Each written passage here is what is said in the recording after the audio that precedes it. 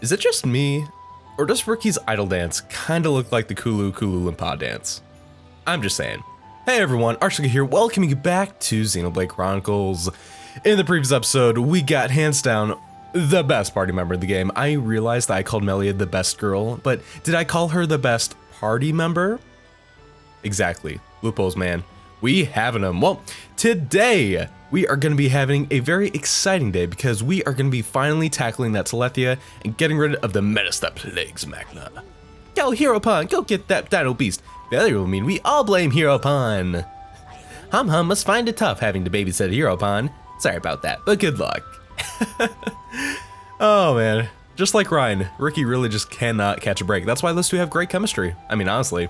And with a face like that, how can you not have just the best chemistry with anyone, really? So, what do you guys say? We go out and, well, I will say, the main threat today is going to be the Telethia. Oh, it's raining. Yes. Before we actually dive straight into the Telethia, though, there are some very minute side things that I would like to take care of. First off, if we make our way back to Agni Tablet, first off, I would like to point out that the tablet itself looks really interesting. Almost kind of reminds me of some kind of crustacean. Also, the name Agni really reminds me of something that's very giant-esque in this game. So, you know, something to keep in mind. I honestly can't remember if that plays any significance, but the main thing here is that if we talk to the Napa merchant after reaching Frontier Village, we can get another quest from him. We can get a challenge quest to defeat Shimmering Forte near the X watering hole. Now, the thing with this guy is that he only appears during a heat haze, and what's really neat about this, and also kind of annoying, is like Binus Leg with that one quest where we had to defeat a monster during a thunderstorm, heat haze is its own specific weather effect that happens exclusively in Makna Forest. You'll know what happens when like the birds in the ambience just stop chirping, and it's really hard to explain, but I feel like it is noticeable, although some people say it's really hard for them to tell. For me, it's very obvious, but it might also because of the increased resolution.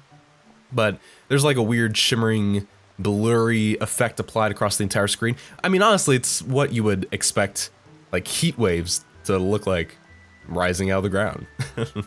So it comes out of random chance. I don't know what the odds are of every time you switching to an area or change the time of it spawning in, but the odds aren't super rare. So I'm not going to go out of my way to try to get the spawn in. What I will appreciate though,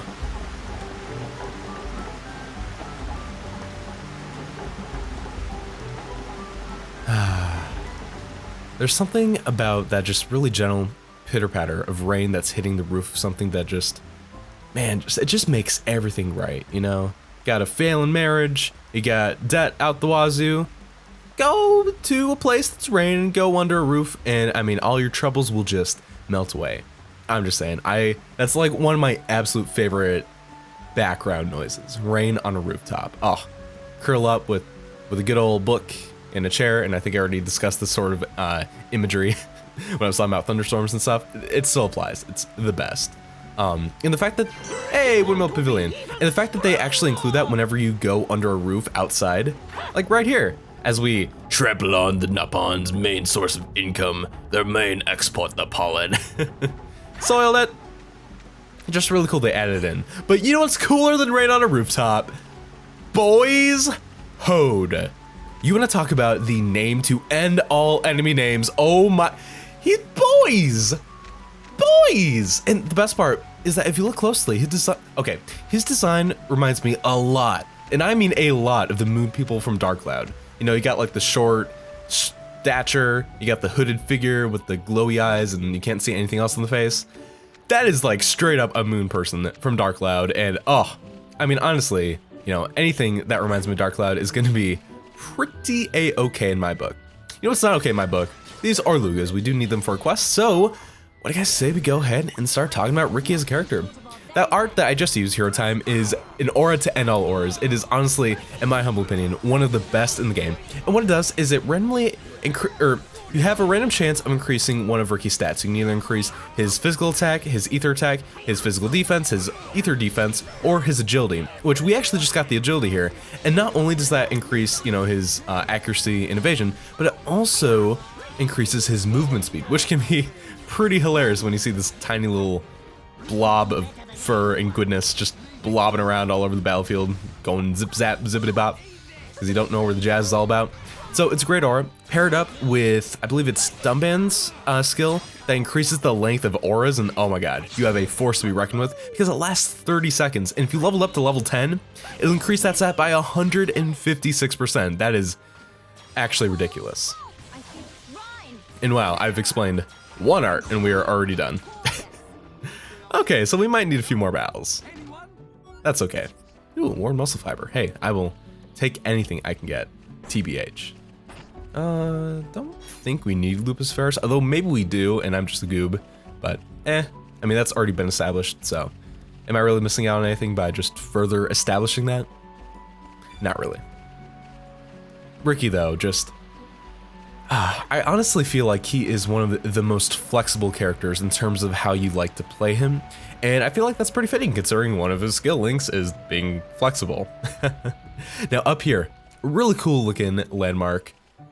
Welcome to Glowmoss Trihenge. This is actually going to be a really important landmark for, well, this episode, because this is going to be the fastest landmark we can travel to reach the objective. As you can see, it's actually right over there to the east, so looking pretty snazzy. Oh man.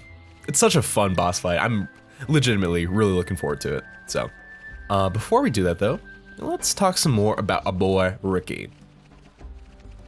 All right. What's up, Luga? Let's do this, my Bitey is a positional art, just like, wow, did I just throw all that together? I think I did. It's a positional art like Shulk's, inflicts bonus damage from the back, but inflicts bleed, which is a fantastic status amulet to have. Doesn't last the longest, but, you know, it's a pretty decent physical art. Not the best in Riki's arsenal, but still pretty useful. Riki is the status element Master, which brings us to Freezenate. Freezenate has a very short cooldown, which is incredibly useful. Freeze, or Ice, I'm not entirely sure what the status element is actually called, but it doesn't last very long, only 10 seconds, but it still deals a pretty good chunk of damage. It's one of those arts that you want to constantly be monitoring and timing the cooldowns to sync up with your other arts if you're like actually a good Riki player, so that you are just constantly applying it to the enemy. Really, I feel like Freezenate is one of those arts that really bumps up Riki's skill cap to that next level. But if Freezenate is like the short-term status element that you want to constantly be applying, Purgy is the long-term one that, if I was smart, actually I'd probably put that like before Freezenate on the art palette.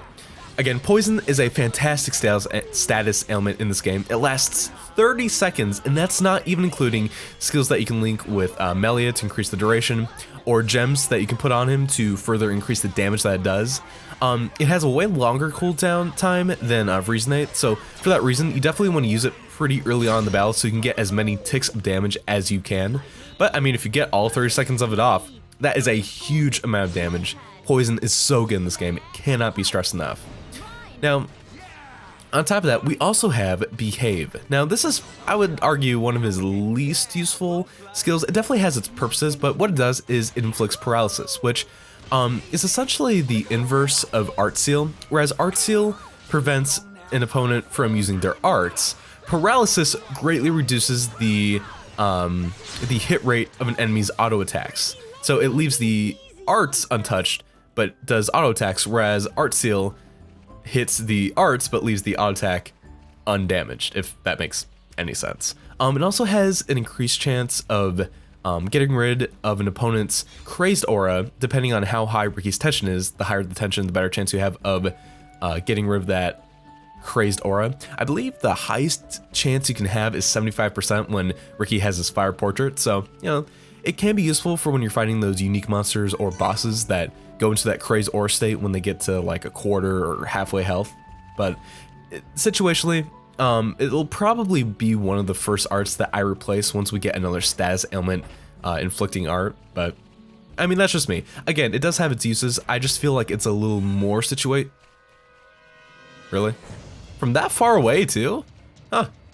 I am kind of impressed. I wish I had that kind of eyesight. Lord knows my right eye could use some serious work. I'm just saying. But yeah, Behave, not the worst art in the world. Not the worst. But let's go ahead and God, why you gotta be this way, man? You know what, fine. We will lay the smackdown on you and talk about Riki's supporting arts. You Can Do It is such a good healing art. it will heal your allies in Riki's line of sight. And I'm not entirely sure if it heals like in a straight line or if it's meant to be like in that cone shape that's shown on the icon, because the art menu itself says that it's in a straight line. I'm not entirely sure also. Man, these guys are a pain in the patootie. But it heals a pretty decent amount of damage by its own. But the more debuffs that your characters have on themselves, the more damage that you can do it ends up healing. So for that reason, it's a great clutch art. And you get it off in a chain attack with like ×2, ×3 with a bunch of people debuffed, maybe like 1 or 2. It will almost always like cap them up all the way to full health. So for that reason, it really, that one art alone makes Riki a fantastic healing support, coupled by the next art, You Can Do It, which not only has the best voice line from Riki, it's like, Riki, do a secret no-pun dance, make everyone happy, or something like that. It will actually add to the party gauge, which is amazing. It makes Riki really useful for doing constant chain attacks, and all in all, just like, again, a really solid support character. But what I just did there, what you just saw, was me using Yoink, which is Riki's talent art that goes up every single time you use a auto attack. Yoink has a random chance of stealing a random stat from an opponent and like lowering it, but then adding it onto himself and increasing that stat as well. But on top of that, it also has a random chance of either stealing experience, AP, which is amazing, or that enemy's drop item. And in that case, I ended up getting the enemy's drop item. I think you have a better chance of stealing that enemy's drop item compared to getting a stat or something like that.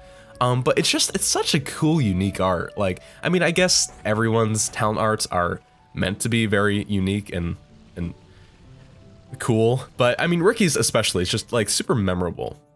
Makes him almost like a thief class in a way, and I don't know, that's just super neat to me. But anyway, went ahead and we do have a few other arts that Riki has by default. I think he, oh hey, what do we get? Oh yeah, the ash foxes, okay. Awesome, that really did not take, oh, there he was. See, okay, I was wondering if he was around this flower patch, but I was just like getting ready to give up and just go hunting for someone else. Okay. I'm not entirely sure what makes him pop out of the ground like that, which is funny because we actually talked to that one Napon that was talking about how they like to scare away caterpillars by driving them back underground, but we got him spawned and that's all that matters, so yay. Although, to be fair, we actually have to come back to this area, this yellow flower grove, later on in a different side quest, so I might be kind of wasting my time here and not being doing these quests in like a super optimal order. It is what it is. Sneaky is, oh, Ryan, come on, mate. You got this, mate. Sneaky is basically Riki's backslash. It just does a bunch of physical damage, which is increased if you do it from the back of an enemy. That's basically all there is to be said about it, as far as I'm concerned, I think. Riki also has access to a sleeping art, so it does what everyone else's sleeping art does. It's good for crowd control if you're fighting multiple enemies at once. That's really about it, all I can say about it, and definitely one that I don't use that often, because if anyone's gonna be fulfilling that kind of Ryan, it's your time, brah. And I gotta, hold on, let's cheer him up too. There we go, buddy. Okay. So not super useful. If I want that kind of role to be filled, usually I just have Charlotte do that. But that does bring me to the last art that we can talk about today, which is You Can Do It. No, bad AJ. Which brings me to Roly Poly. That's the one. Let's see. Oh, we got behind. Okay. So Roly Poly is an interesting art because it has a 30% chance of just automatically toppling an enemy regardless if they're broken or not. If they're broken emotionally. From me to land the smackdown on them. Yeah, boy. Yeah. Oh, Melly, what? Girl, I did not realize she was just laying the smackdown on that one counterfile this entire time. Oh my god. Girl, if you could please join this fight, that'd be fantastic. Roly Poly, 30% chance of getting off the topple, which is okay. It's not the best odds, but I mean, it's better than nothing. You know, sometimes it gets you a free clutch topple, and you know, for that reason, it can be useful. Not my favorite art, because 60% of the time it just binds the opponent and nothing else, and couple that with the fact that the art itself has a pretty long windup and can potentially not give much of a reward, and some people have like really great luck with it. I'm not one of those people, so more often than not I will replace it with something else, but it can be pretty useful. If nothing else, then you know, it can link with other people's green arts. So if you have a party of like Riki, Dumban, and Rhine, you know, you have the chance to really have a really long topple. But hey, with that, we defeated Lazy Bluko, so I guess I'll just go ahead and take care of this Joker. Yeah, that was done nicely. Awesome. So what do we get? What a booty. Oh. Yeah. Yeah, green. What's it called again? Green etiquette juice. Young Ramsey coming to you alive. Gonna make them scallops and freak out over Nintendo big children's games. I love etiquette. I love etiquette so much. Okay. With that, I think we've had enough combat. We've officially gotten over all of Riki's stuff, so let me go ahead real quick. Just wanted to replace the arts that I had replaced back with the ones that I actually enjoy using and want him to be using for this upcoming fight. Although speaking of upcoming fight, I'm actually gonna switch over to Shulk, and I know it's lame, but the thing is, okay, I love this game. Again, I believe this game is a masterpiece, although one kind of big flaw with this game can be the AI, and specifically with Shulk and Melia's AI. Now, Shulk's AI with his like normal arts really isn't that bad. Like for the most part, he is okay at getting off the positional stuff, using Light Heal when you need it, using Shadow Eye when he gets the aggro, yada yada yada. That's okay. When it comes to him properly using his Monado arts, I got some issues, Monolith Soft. He's just bad, man. There's like no other way to say it. He's just not. Oh, what do we got here? Hello? Oh, benign crickets. Okay. So we're going to be needing to use Purge at the proper moments. Otherwise, we're not going to be doing that much damage. And so for that reason, I want to control Shulk just so I actually have proper access to using it. You can also say that Melia has an even worse AI. She just like does not know how to properly use her summons and like her elemental discharge when it's appropriate. Yeah, both of them are terrible. So of course I have Melia in the party controlled by the AI, you know. Clearly this is just gonna be a recipe for success. But no, I feel like this party of Melia, Shulk, and Riki is just gonna be really appropriate for what's about to take place.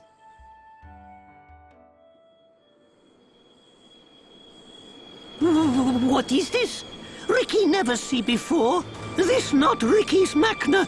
Riki never see before. To think it has caused this much damage. What do you mean? Are you telling me the Telethia did this?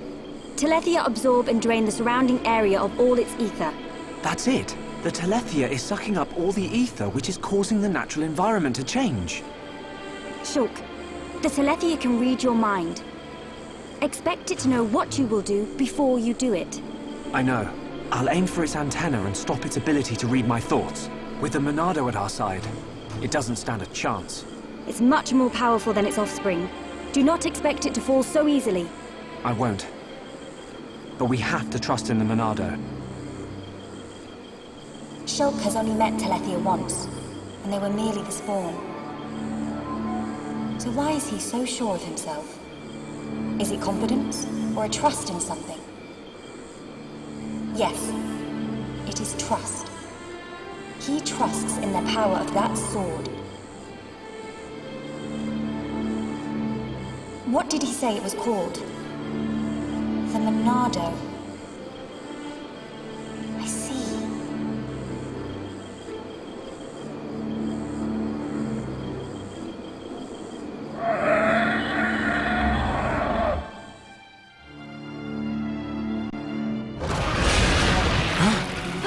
Stick together, everyone! Dinobeast, big as Riki imagined. The Telethia. I take this chance to bring vengeance for my brethren and fulfill my duty. Shulk, I will trap it and cease its movement. Strike when the time is right! Melia!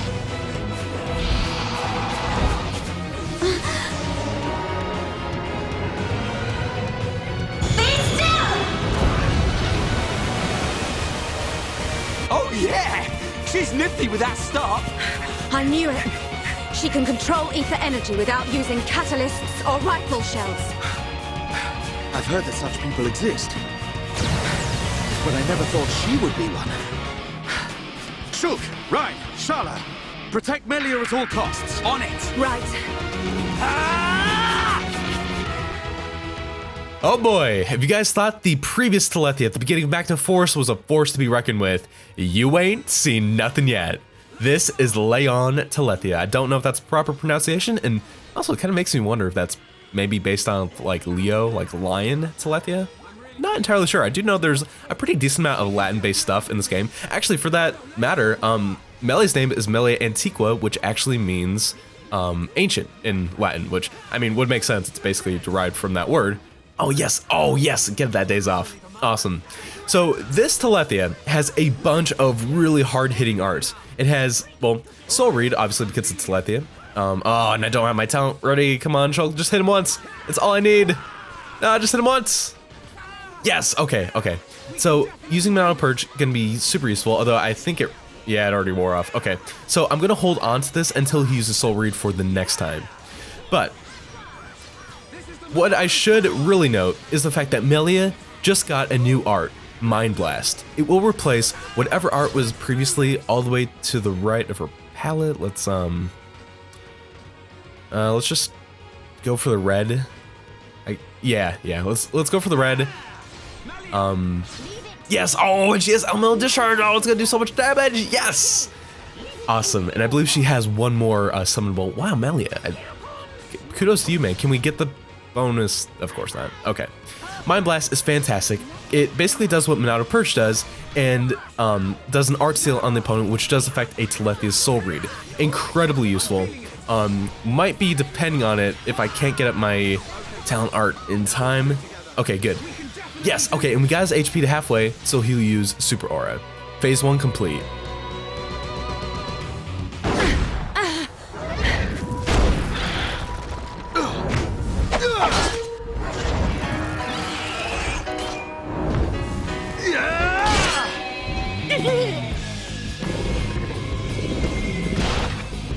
What the? Dinobeast grown back thing! You've got to be kidding me. It's no good. My ether shots are having no effect. Its regenerative power is too much.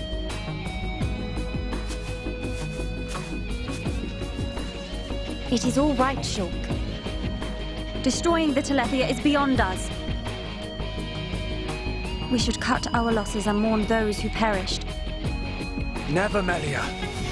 The men you lost, I can tell they were dear to you. I know only too well that desire for revenge, and the crushing pain of losing those close to you. I can't stand by and let another person experience what I have. This monster is going down. I'll trap him with the Monado. Then the rest of you, hit the Telethia with everything you have. Thank you. Ready?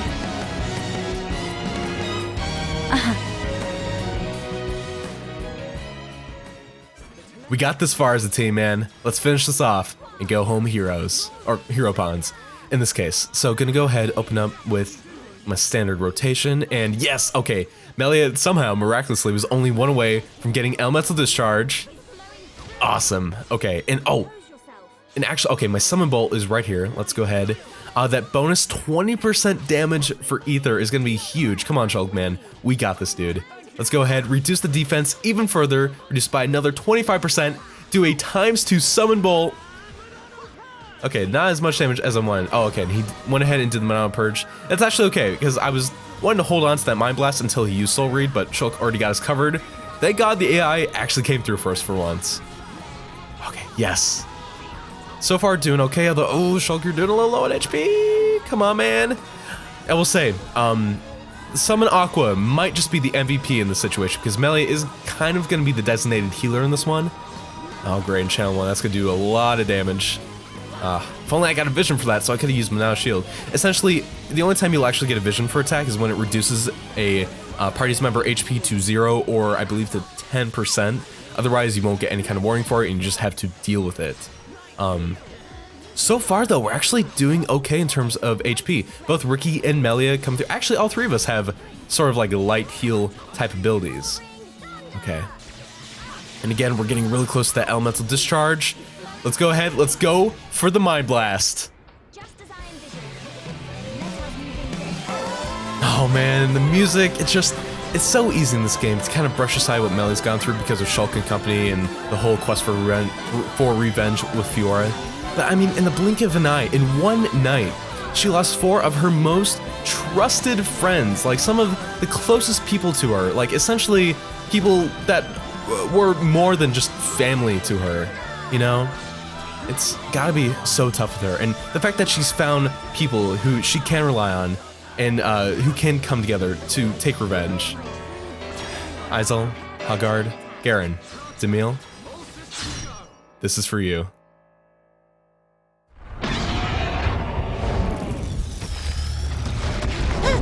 Riki!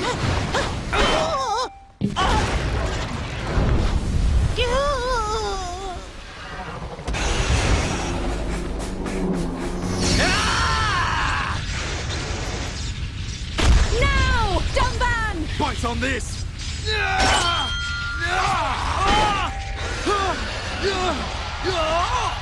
Now, Melia! Finish him!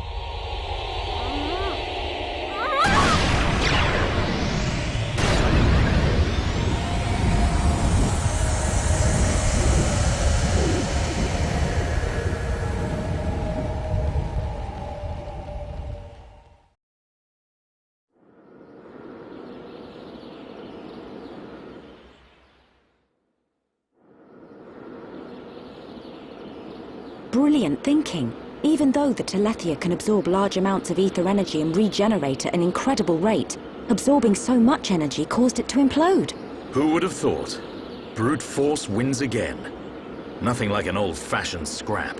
Dixon would have been proud. It was the only way I could think of. If there had been another way...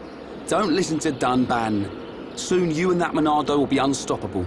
It's like a Tephra cave. It was almost natural, instinctive. The Monado responded to me, and I harnessed a new power. You'll get your chance, Shulk. We'll turn that face mechon into scrap. I know. That's what keeps me going. Hogard, Garan, Damil, Aizel. Are you there? I did it. It's dead. Did you see? I thank you for your aid in my cause. Justice has been served. You're welcome. Besides, it was mostly you. Dinobeast! Heropon Riki ready for round 2! Hey! The fight over already? No, Riki not no! I'm afraid it's all finished. We couldn't have done it without you, brave little Heropon. Riki brave! Rhine also a little brave. Riki happy, happy!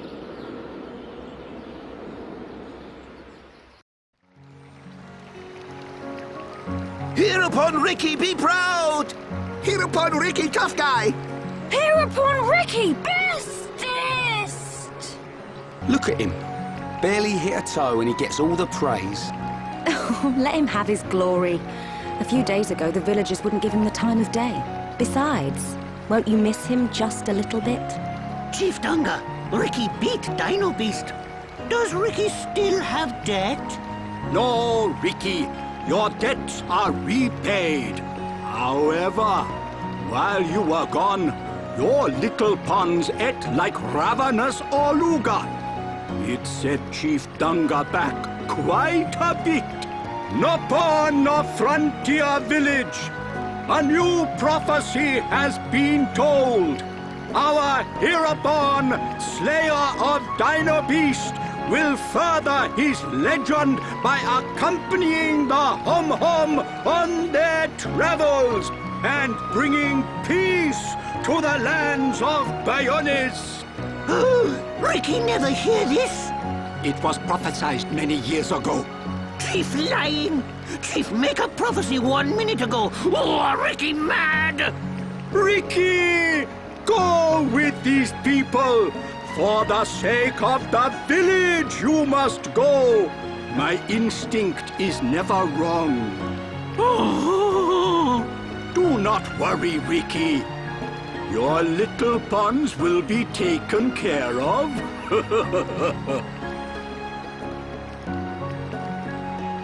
Dadapon stomach rumble! Dadapon need food! Dadapon need food now! Dada? Riki, what on Bionis is going on? Friends, meet Riki, Wifey Pon, and Little Pon. You have got to be joking. Wife and children. Riki, how old are you? Riki have 40 years.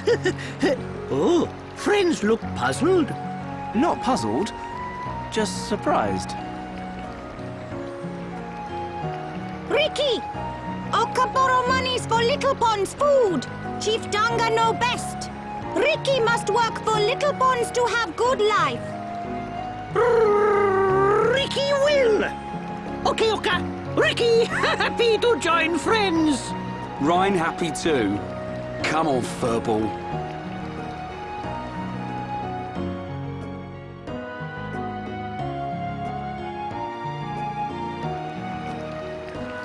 Now you can return with your head held high, my dear. Indeed. Thank you, Dunga. My thanks for your gracious help. Not at all.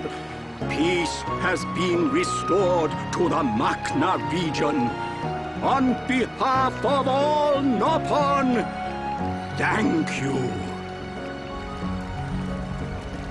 Chief Dunga is very fond of Melia. Same hom-hom, different world. Not fair if you ask me. Chief Dunga, will you kindly grant these homs passage to Eryth Sea? It is my promise to them. Without question. These hom-hom fought valiantly in aid of our village, and a request by you, my dear, cannot go unanswered. I shall inform the villagers at once. You are too kind. The chief has spoken. You should depart for Eryth Sea at once. Prepare your things and see me when you are ready.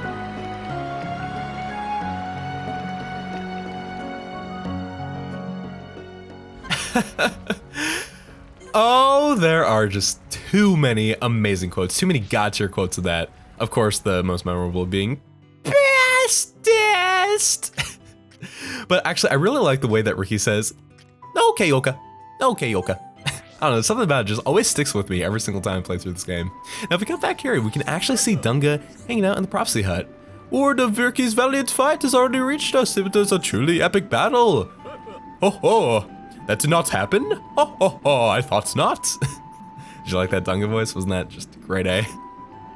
Oh man, so Dunga knows what's up. He knows Riki didn't really contribute, but he's still trying to help brother out. And you know, I can really respect him for that. Dunga is, he's so great. I love Dunga so much, man.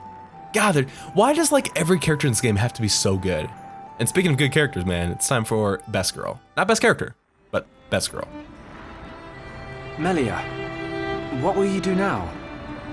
I would like to repay you for your help. Permit me to act as your guide to Eryth Sea. Of course. We'd love you to. But I must warn you. Eryth Sea is vast. Do you know where you wish to go? There's a dark tower at the head of the Bionis. I saw it in a vision. That's where I must go. A dark tower? Then we need not search at all. So you've heard of it? Heard of it? I have seen it. A dark tower at the head of the Bionis. Only one place fits that description. So you know it. I believe what you saw was Prison Island. Prison Island. Dixon said the same thing. Indeed. Melia, have you ever been there? I have not set foot upon the island, but I know of it. Prison Island is sealed. No one may enter without Imperial sanction. Imperial sanction, eh? That means we'll be needing someone to grant us entry. I've heard that Eryth Sea is home to an empire ruled by the High Entia. They might be our best chance. You are knowledgeable for a Homs. Sanctions? Empires? Anyone help here? A sanction is permission from someone important. An empire must be a place ruled by an emperor. In other words, we need an emperor's permission to enter the island. This emperor, is he important? Long before we Homs built the colonies, a group of so-called royal types, or imperials, ruled our lands. Think of them like the heads of our colony, but with much greater influence and power. Now I get it. Dunban knows more than a textbook. Are you kidding? That's first year Homs history, Ryan. Might have slept through that class. So when do we get to meet these high-entier folks? You are so... Oh, forget it. First, we must travel to the Imperial capital. We'll see how easy it is to see this Emperor. My promise was to be your guide. I will not break it. Melia, isn't that the... The shortcut to Eryth Sea? Yes.